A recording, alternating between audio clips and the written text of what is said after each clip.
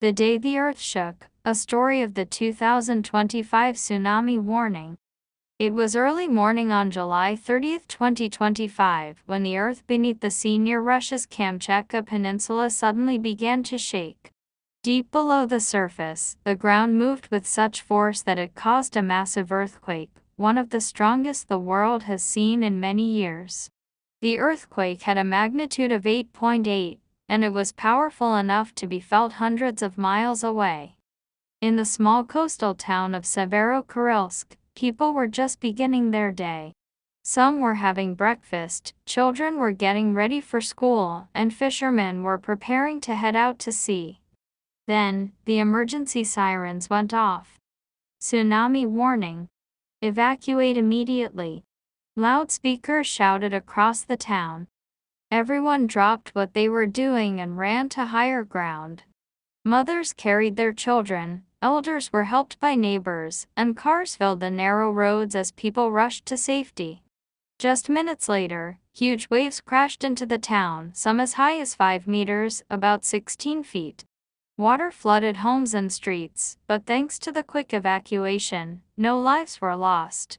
Some buildings were damaged, and a few people were injured, but they all survived. But the danger wasn't just in Russia.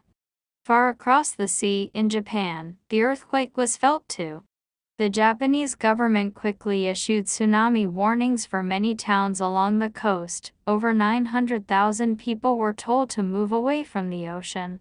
Small waves reached Hokkaido, but luckily, they caused no serious damage. Even places far away, like Hawaii, Alaska, California, and even South America, were warned. In Hawaii, sirens sounded across the islands, and families packed up their things and headed to higher ground. People left beaches, shops closed, and highways filled with cars trying to get away from the coast. All around the Pacific Ocean, countries were watching and waiting. Would the tsunami reach them? Would it grow stronger? Luckily, in most places, the waves were small or didn't reach the shore at all. But everyone stayed alert because tsunamis can come in more than one wave, and aftershocks, smaller earthquakes after the big one, were still possible. Scientists said this was one of the strongest earthquakes in the Pacific Ring of Fire, an area known for earthquakes and volcanoes. It reminded many people of past disasters, but this time, early warnings and fast evacuation saved lives. By the end of the day, the waves had calmed. The sea was quiet again.